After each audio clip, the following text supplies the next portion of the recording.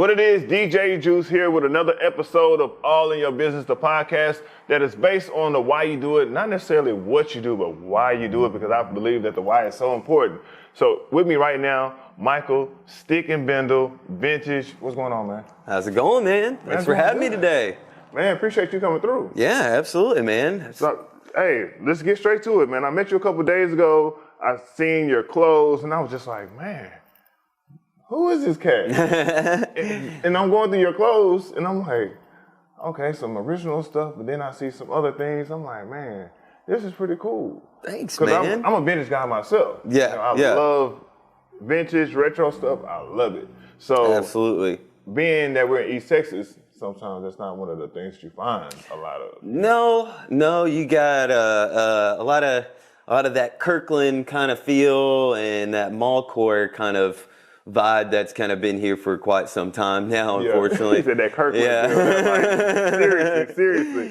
Yes. No, it is a strange town. Are you from the area? I am. I'm born and raised here in Tyler, Texas. Okay, yeah. Dope. Yep. So being that, it's been away for so long, now that the city, with the colleges and different people moving in, it's starting to open up a lot more. A lot more. The vibe has definitely changed since I've been, since high school, drastically. 10 years ago, I wouldn't have guessed that Tyler was where it's at today. We've gotten, so much different variety, a little bit more culture. Yeah. And I think a big part of that has to do with the youth kind of sticking around a little bit more. From when I remember, it was people wanted to get out of here as quickly as possible. Yeah, that was always the vibe. I'm trying to go to Dallas. I need to get out of here. Yeah, and I've seen more people actually leave and then come back and find that Tyler is a little bit better, and they can actually stick it out and I would say affordable. Yes, way more affordable than a lot of other areas. That's one of the big things for sure. Even though now Tyler's becoming like top 10 and least affordable now. So it's kind of flipping. It's kind of flipping now. So kind of weird, but the area, man, to me it's really special because, like you said, people are leaving, but there's so many people. You talk about TJC being the number one JUCO of the nation, the biggest JUCO. Yep. So you're bringing in 20,000 students, and of course, everybody doesn't finish school, and so they end up moving and becoming, part of the local population. Yep. So that's when you have that, Texas College, Jarvis, UT Tyler. You have so many schools and like right around this area. So a lot of different pockets of which I didn't even know up until just a couple of years ago that we had all these other little colleges. Really? Dude, I had no clue. Like all I knew was TJC and UT. That was pretty much it, for the longest time. And then come to find out, like through meeting new people and finding like, are you a student, and finding that they go to these other colleges around here that I never even heard of, Man, that's crazy because that's one of the things that I thought about when I first moved here. People were like, oh, so you go to UT? Yeah. I'm like, yeah, I go to UT, but I thought you went to Texas College. But I do a lot of stuff over there. Like, okay. Yeah. Where's Texas College? Dude, exactly, yeah. I'm like, man, it's right here in Tyler. So, that's one of the things, just really opening up. Because you said the culture is growing. When we say that, it's sometimes you have that whole thing of the north side and the south side, Yes, Tyler's definitely had that split, You've got the more of the, I want to say, cookie cutter vibe in the South, where once you hit a part of the loop, like literally, it's like once you hit the loop and you go past the inside and to the outside, drastic difference. It's really always been that way, and I find a lot of the culture to be in the north side of town. Yeah, and everything's really moving back to the north. They can't really build any more south. But enough about Tyler and the culture. Let's talk about the vintage clothes. All right, and what got you really it. started in vintage. So first thing was collecting records. Music, that was the biggest thing that really got me started in it. And when I was in high school, I got a record player and started to amass a collection of records. And in my outings for that, I started to come across all different types of vintage items, such as knickknacks, furniture, and definitely clothing, for sure. Yeah. So let's go back to the records. Mm-hmm. What's the one record that you say your favorite record that you have that you just... Oh, the favorite record? Man, it was, I had to say, Prince's Purple Rain. Mm-hmm. That one I found for $1 in a bargain bin. No. Yeah.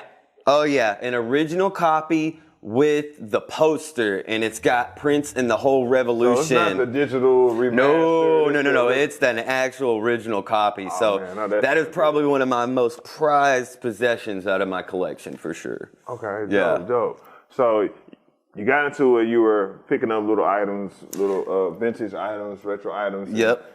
So the selling part of it. Selling part came about 2013, almost 10 years ago. I started to amass a collection of different items and different things. And my dad and I, we actually set up a spot in Canton, which is pretty, easy to do. They've got little random spots that you can rent out for a weekend for like $50 then. Yeah, the first Monday thing. Yep. So, yeah, so that's always been a thing. I've been going to that ever since I was a kid and continuously doing so. So if you've never been to Canton, it's the only place that you can go buy a goat, a record, a comforter, a gun, all in the same vicinity. Everything under the sun is there at Canton. Absolutely. Yeah, I seen people walking around with goats. I'm like, oh yeah, man, they sell goats. I just bought it. I thought that was your pet. So this is, man, you walking your food around. Yep. That's right. Got to get it tenderized, man. But yeah, that's where I first started the sale, and I actually made a couple of good sales and found that, hey, there's a little something to this, and started to continue to sell in that sort of vein for a little while, and then life getting in the way, other jobs and stuff like that. This has always been something I've always kind of hung my hat on for a little while. I can make money doing this a little bit here and then work my regular, job type job. And then and then after doing it for a few years, in 2016 is whenever I actually came up with the concept for Stick and Bindle Vintage. I've been going to a lot of festivals and shows and concerts and stuff like that, and I continue to see all of these badass artists and different vendors all set up and doing their thing, and I was like, I want a piece of that action, Okay, so let's talk about the merchandise. Yeah. Would you say when you first started selling, was that all personal stuff that you acquired that you realized like I have a lot, or did you go into it with a mindset of I'm picking these items to sell? It started that way, and then it morphed into that. So I did had quite the collection going, and then I would, I'd stop being so in love with that item per se, and then I'd sell it and let it go, and then make room for more in the collection. And then as the concept started to really blossom, that's whenever I started hitting things full force with actually going out and buying for the intent to sell. Okay, so what's the one item that you bought, you sold, and you like, please sell it back to me? Man, I had to say it was this 1950s magazine rack. It was all metal, beautiful, ornate, and was my favorite color, that seafoam green, like aqua blue color, And I sold it for a pretty penny, but then I shortly thereafter regretted doing so, and I would have to say that's the one that's always stuck out. And it was one of the earliest sales I'd ever had. See, I've never sold anything that I wanted back, but I bought something from someone that they wanted back, and it was really strange. Okay. The 1967 Montgomery Ward stereo system. Yep. The guy, I was actually looking for a turntable to DJ, and the guy had it on Craigslist, and I'm like, this is interesting. Okay. I see $350. I'm like, okay. So then I Google it. I see one that doesn't work and it's $1,000. And I say, oh, he doesn't know what he has. Mm-hmm. So I call the guy. I'm like, hey, yeah, I'm really interested. Can I come take a look at it? He's like, oh, sure. Get there, and I'm like, really? I only have like $250. And he's like, I mean, I really need it gone. Yeah. I mean, I can't. He said, do you have anywhere to put it? Because I was in my car. And I was like, nah. He's like, well, how far do you stay from here? I'm like, a mile. Mm-hmm. So he loaded up in his truck, helped me walk it up the stairs, all that. Nice. Then he already has the money. Uh-huh. And he's like, I don't really know if I want to let it go. And I'm like, it's already in the house, man. Like, so then he's like, tough. He's like, well, can I get a picture of it? Yeah. And I'm like, of course. Yeah, you know. A picture. And he's like, can you get in the picture? And I was like, okay. So I'm standing, so there's some picture of me standing in my house next to this 1967 entertainment system like this. and I hope this man doesn't say, hey man, this is the guy who stole it from me. You know? or it's a reminder to him, it's like, don't ever do that again. yeah, seriously though. I really want to know what that picture is. If whoever sold that to me, if you have the picture, please send it to me. I need that picture. No, so that was one of the items that he actually called me. It was like, can I get this back? Yeah, he's like, are you really want to keep it? That's wild. I don't think I've never experienced that personally. Yeah, that's a weird one. I think once a sale's made, you know, depends on, especially with the secondhand things, and it's hard to really give that back, or you know, once you fall in love with it, it's one of those things where it's hard to let it go. Yeah. You know, specifically if you are the one that purchased it and you really enjoy it, and then it's one of those. That's a tough situation right there. Yeah, I had to tell him no though. Yeah, good on you for that. I love what I have, so there you go. You know, it is what it is. Yep. So that brings me to thinking about how people fall in love with items, just like you were just talking about. There's simple brands. You have an Oscar Mayer hat. Mm-hmm. You know, that hat alone just brings up memories. Yep. Most of the time, people think of the big ass weenie. Yeah. Like, that's right. The mobile. Yeah, the weenie mobile. So let's talk about like the meaning or the love that people have with clothes, because I think that's the thing that we focus on a lot. We go and buy new stuff all the time. All the time. But then we see these things that, like my dad would say, why you want to buy jeans that have holes in them?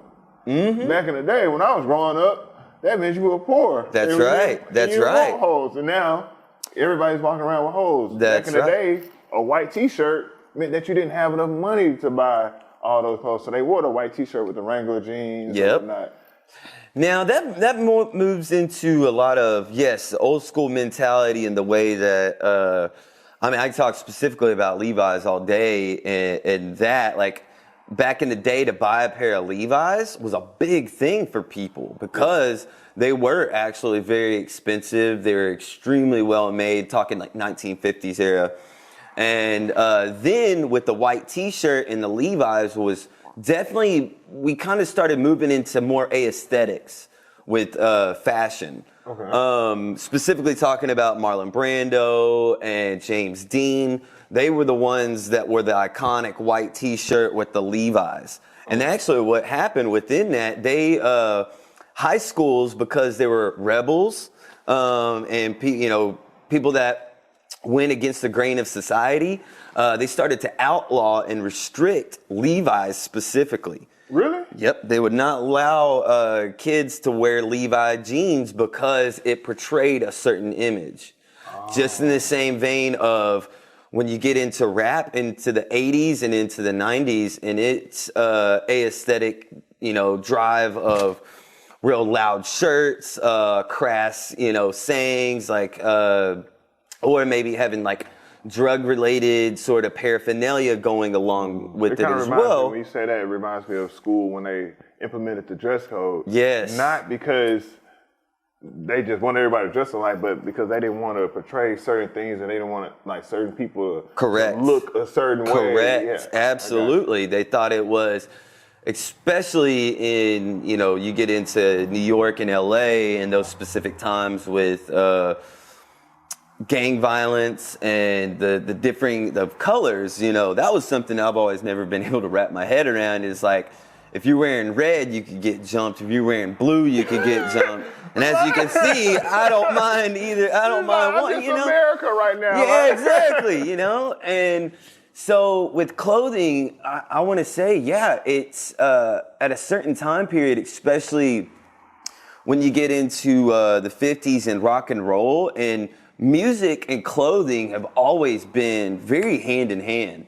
They've always gone together with like the punk movement of the 70s. Like, one of the things that made punk was people started putting safety pins in t-shirts or in their ears, or spiking their hair up with egg wash and shit, that kind of stuff. Like, it's always gone very hand in hand with the times, especially like I love disco. There was clothes made specifically for people that disco. You got these loud print shirts and all polyester and bell bottoms, big old lapels and stuff, man. So these music movements has also made a shift with the clothing, and it's always been very hand in hand. And so you see over time these aesthetics coming out from the 50s to the 60s, the 70s, with the love movement of the hippies and stuff like that, of that time period, of them really throwing things kind of together and just being not necessarily like trying to appease anybody, but dressing for themselves. We had a really big shift, I think, around in that time period of people really starting to think for themselves and starting to really do something for the self. And after that, it just continued to snowball. And then you get into, street gear. Now, that's getting into late 80s and into 90s, which now we've seen a huge uprising in terms of what's hot, what's out there, what people are really like gravitating to. Yeah, because like the flare legs and the bell bottom type pants are coming back. Oh yeah, in a major way. So history always repeats itself when it comes to clothing anyway. But I think it's always kind of cool to point out the similarities, like you said, between fashion and music. Absolutely. Fashion and music go hand in hand. Agreed. Really, every musician, the fashion industry targets them to promote their clothes and promote everything they have going. My favorite is during the bebop jazz movement, there was like Thelonious Monk, and you got Miles Davis. Like, Miles Davis was the cool cat. They were the underground at the time of, especially music and clothing, and of the underground, that people were going nuts and they wanted what they were wearing. They would flock to these stores and try to be Miles Davis, but they weren't Miles Davis, because Miles Davis was Miles Davis. That's right. He had the attitude, he had the panache, he was the one that made the clothing speak for itself, basically. And so he's been a big hero of mine, especially in the kind of the turn of the fashion industry and what people were doing, because all these companies, they would see what these musicians were wearing, and then they would try to exploit it. Very much so. They would flood the market with all of this, like, this is what the Beatles are wearing, and so let's shove that down people's throats, and they put out an outfit and it's like, hey, y'all, this is the new trend. We got 50 of them at JCPenney's or Sears or something. Go grab them. Once they find out, and then it becomes uncool. That's where the fun part of fashion can move. Like, it starts in a very small circle, and then once it blossoms, it loses its cool factor. But as we come back around, it comes back full circle again, and then people start wearing those things that, it became so unpopular that people discarded it, put it into the thrift stores, and then that's where you have this revival of vintage, and people really glomming onto it in any sort of way that they can, you know. And I love now that we've seen throughout this time period of from the 1950s to the early 2000s, we're seeing such a blend of all of these things together, and I love it. You never know what you'll see now. Like when you go out, like everybody's outfit is completely different. But I like that. I do too. Because I like to see somebody and it's like, okay, this is them. And then I see the person next to them and this is them. And it's okay that they're different and they're together. You know what I'm saying? Of course. Just makes sense. It's that hyper individuality that I personally am here for vintage. That's been kind of a thing. I think what really started out for me was clothes can really help, hopefully elevate your personality and can really showcase to the world who you are, just at, face value. Yeah. And, you could walk around and somebody like, man, that's a cool cat. Like, I don't know if is he approachable or not? That's one of those things. Like, it's like, and now I find we've all sort of blended together in such a way that we do feel invited to the party now, and everyone has their own taste, and we can talk about it just like we are now, you know? And so that to me is like what keeps this spark moving and going for vintage, and being able to hopefully, if somebody buys an article of clothing from me, they take it home and they can find something in their closet and just make it work and make it speak for them. Yeah, man, I'm like going through clothes. It's one of my favorite and probably dreadful things that I do. Because, agreed. I mean, favorite because I love to dress. Oh yeah. Dreadful because the aftermath of me taking out all the clothes to put it on the bed, saying, nope, not gonna do this one. Yep. All right. Or how you have that one pair of jeans you have that goes with this shirt, and when you put on that shirt, you're like, all right, the jeans are kind of big, so I think I need to go with a bigger shirt. Or I know all those little exactly what you're talking about. Like all those little things, that's fun to me. Though. I agree. That's fun to me. I love picking. I love going. People say, oh, I hate Ross. The reason why I love Ross because it's unorganized. Yeah. I love the chaos. I do too, and I shop at Ross specifically for shoes. That's my jam for Ross. I love going and finding an affordable pair of skate shoes at Ross. Yeah. That's my jam. I really love it too. And the unorganized, and you never know, like I can go to a different store and find my shoe size all day long. Yeah. I can walk into Ross, get a better deal, but that don't mean I'm going to find my size or my style. Yeah. Or you might have to go to another Ross and then they're like, oh, they had this color over there. Yeah. It's one of those things. But for me, it's like Ross, Goodwill, vintage shops.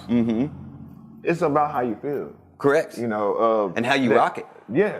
Because I say the feeling first, because the feeling is what gets me to pick it out. Yes. Because the feeling is, if you're in a bad mood, you're probably gonna pick out something really dark and grungy. But if you're in a happy mood, you're gonna brighten it up a little bit more or whatever. Because I used to be a person when I was in a bad space.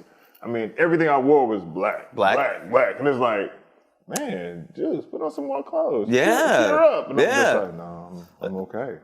I'm fine. Yep. But once I got to a better place and I started like really putting on clothes and it's about how you feel in it and making sure that you're confident in wearing it. Absolutely. Because there's been times I have a homeboy dressed his ass off. He'll look at me and be like, yeah, I can't wear those pants because I'm not tall enough. And it's the truth. It is. Like, it's the truth because certain styles fit certain body shapes and all that. So, but it's good to be able to like acknowledge that and notice that, because sometimes people put on clothes and they just look uncomfortable because they don't look like they're happy in what they're wearing. That's true, or just because they got to put on clothes, I do see that, and I agree. Like when I was, younger and figuring things out, definitely what has sparked is confidence within doing this for so long, and I feel comfortable with being able to take I don't mind wearing ladies' tops sometimes. It doesn't bother me to if it works for the moment or that evening, or if it's gonna work for that ensemble for that moment, then I'll rock it. It's fine with me. You're right, absolutely right about the feel of it. And I agree 100%. If that piece is what you need for that moment, absolutely. No lie. Pull it out. This past Thursday, that event that we were at, that was my first time in my life wearing a turtleneck. Really? You rocked it well. First time in my You life. look great, especially with the suit. It looks excellent, dude. I was like, man, I bought the suit because I had an engagement to go to. And I'm like, okay, I'm going to get a burgundy suit because they said shades of red. I'm like, okay, that'll work. So I get that and I'm like, I'm not wearing dress shoes, so I don't like dress shoes. So I'm like, let me find some tennis shoes that I have. All right, what am I going to wear? So I go into JCPenney's, I'm looking, go into dealers, and I'm looking around. Then some said, try a turtleneck. And I'm like, I'm just having this fight with myself in my head, like, dang, you're tall. You got a long neck. Like, how are you gonna look in this turtleneck? You know, so I went and I had already bought the suit, so I went and got another suit that didn't fit, but you know, just put it on just for the look. And I was like, I'm feeling it. I think it, And then, I mean, once you walk in and somebody gives you a smile and says, "Oh, you're good," then you're good. Now that confidence is on 10, so now nobody can tell you anything. Absolutely, that's what I love about fashion. And dude, you look great in that turtleneck, by the way. I thought you rocked it well. Rocked it very, very well, that was my first time. So, but I'm only saying that to say that I wasn't scared to jump out and try something that I hadn't done before. Absolutely, and I agree with that. Be bold, especially with fashion. I don't see. I mean, it's one of those, you know, silly things of you only live once, you know, kind of thing. And so if it's speaking to you for that moment, then absolutely jump on that, man. Capitalize on that. So you started in school, records, then 2013, switched it up and, all right, we're going to sell. So in selling, what was, I guess, like some of the roadblocks that you ran into when it came to actually selling your product? Roadblocks were definitely space, or having I guess then there wasn't a lot of events kind of popping off here for that kind of market. And I'd moved down to Austin shortly after getting out of high school, and there was a whole different scene going on there for these vendors. And they were creating like spaces for vendors to go to, and I think that was my biggest speed bump that I was running into here, that there really wasn't a lot going on. And so I started to take notes and started to look at what other people were doing. And I would say the biggest thing that I always had, the problem that I always had was with Tyler, was I need to get out to go get that experience. Well, after getting that experience, I came back and was like, realized like, I got to make my own fun. I have to start figuring things out for myself and stop waiting around for everybody else to do stuff. And I started to, that was whenever I started to explore my art side, like full force was whenever I was first moved back from Austin in 2014, coming back home. I changed my mindset. That was it. Was instead of being sad about coming home and not like there's not culture, there's not anything going on, I changed my head and started humming a different tune. And I started making things happen and getting into the fold and finding those creatives and those like minds to be able to finally make stuff happen. And I started to do art shows and it as a collective and then individually. And so once I changed my mind about how I viewed Tyler and what can and cannot be possible, that's when things started to really take hold. So it's really mindset. Oh, yep, absolutely. It's really putting yourself in that mind space to be able to overlook the quote unquote negative things. I think sometimes in life, something good can happen, something bad can happen, but that bad is going to outweigh the good in your head all the time. So being able to take that that bad at saying, okay, whatever, and pushing that to the side. I mean, you can work on it or whatever to correct it or whatever you need to do, but focus on that good. Focus on the things that are happening. I seen a quote about artists. It was like, your fans get mad at you when you only acknowledge the people who aren't supporting you. Yep.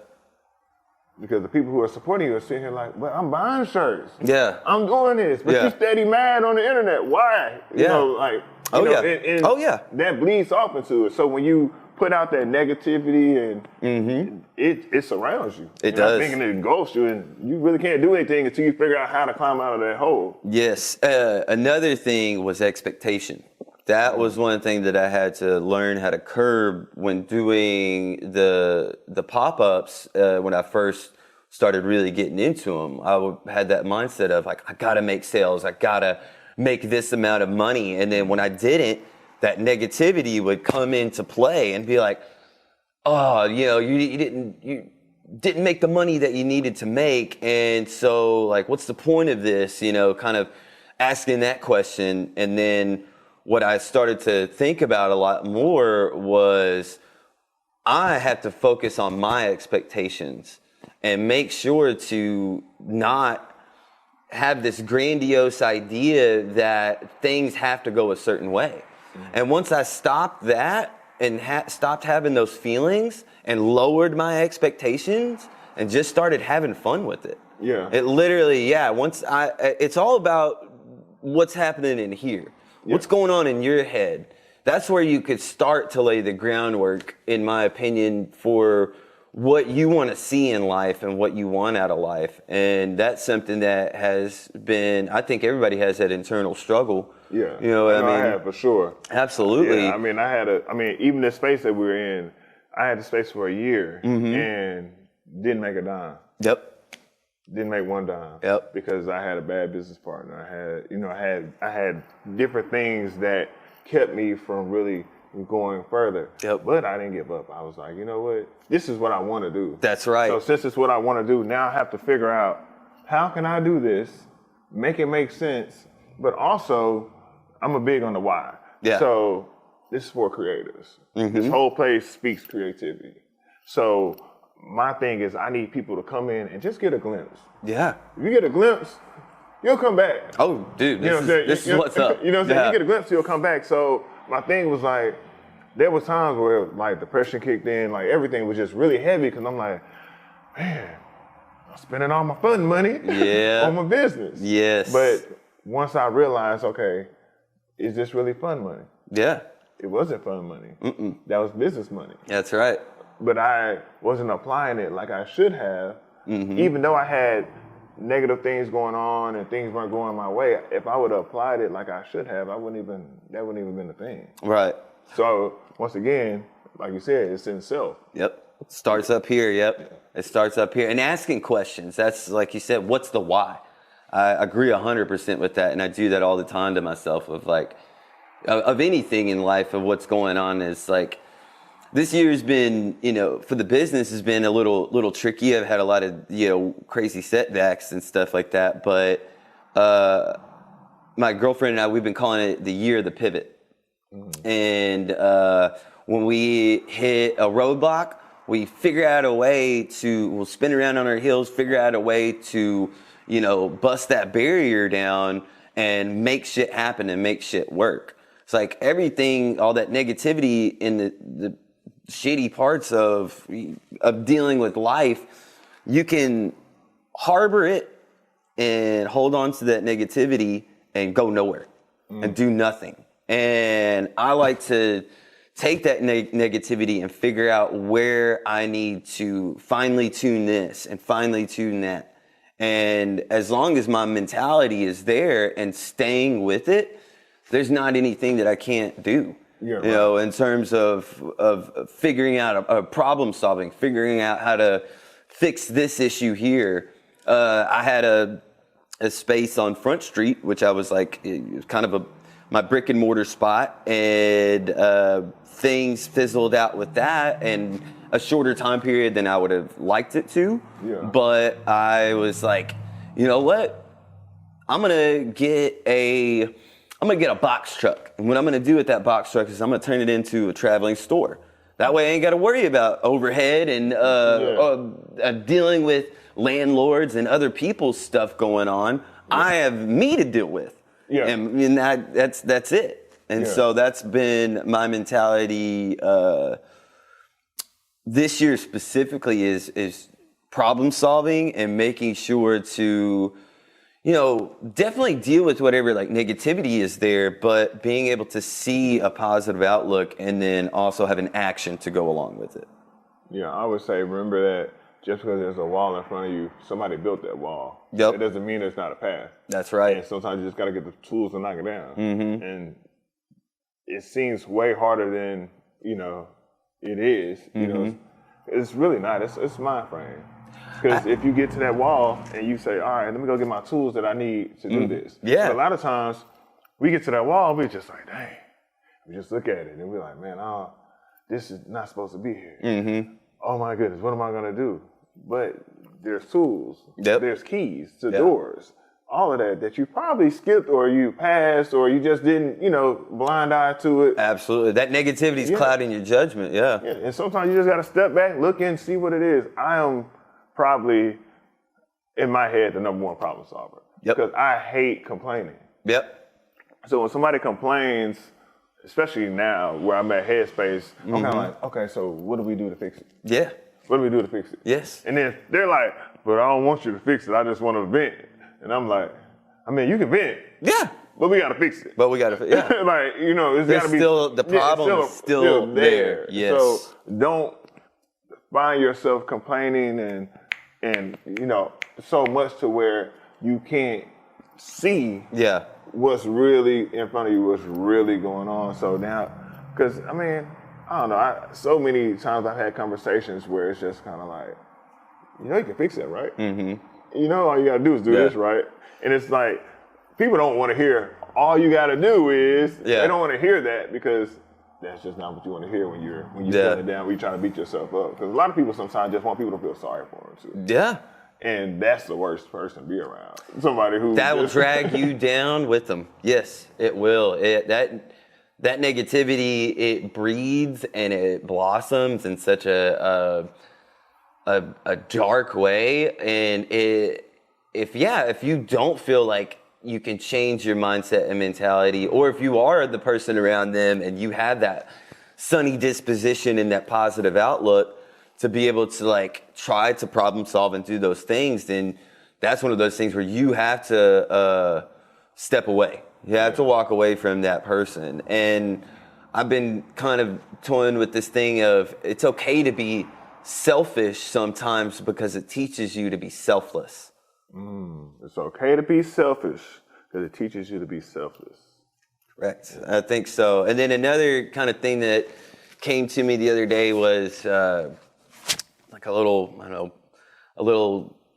lick or whatever, lyric that just kind of popped in my head was, right now in this age that I'm at, I'm not into burning bridges. I'm here to tear down fences. So I want to break down barriers and get people together and be around creatives and be around these positive thinkers such as yourself. And that only is going to, season things up in life a little bit more and make things taste a lot better, Yeah, that's what it's for. And I believe when true creators get around, it's unstoppable. Yeah, I agree. Even the energy that we had this past week, that energy was dope. It was it's electric. You could feel it, and everybody's smiling. Yeah. Nobody's in the corner like, everybody. Debbie Downer-ing it up, everybody's cheering everybody on. Yeah. I love that. Yeah, that's what we need more of. So pushing out that energy is what we have to do. Chakras is all about energy. Yep. So. Yep. That's why we're here at Chakras Media Vault, man. I appreciate you stopping through. Dude, of course, man. Thank you so much for having me, man. That's all good. So tell them how they can follow you.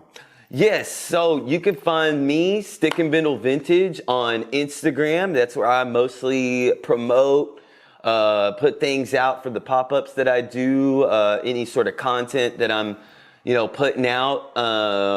Sometimes dabble in Facebook, not so much anymore. It's a little bit kind of that's for the old people. It's a little dead.